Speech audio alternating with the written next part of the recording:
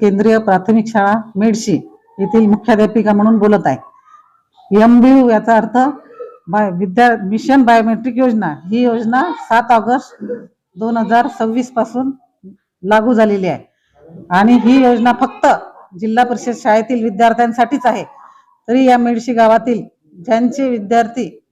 ज्यांचे मुलं जिल्हा परिषद शाळेत आहेत त्यांनीच आपल्या ग्रामपंचायत मध्ये जाऊन आपल्या मुलांचे आधार कार्ड अपडेट करून घ्यावे आणि या आधार अपडेट केल्यामुळे मुलांचा फायदा शाळेत प्रवेश, आधार अपडेट असल्यामुळे आणि इतर योजनेचा लाभ त्यांना मिळू शकेल।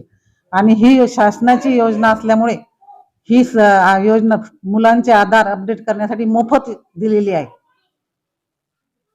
तरी जिल्हा परिषद शाळेच्या पालकांनी आपल्या मुलांना ग्रामपंचायत मध्ये घेऊन जाऊन त्यांचे आधार अपडेट करून घ्यावे। ही योजना मोफत आहे का? ही योजना मोफत आहे।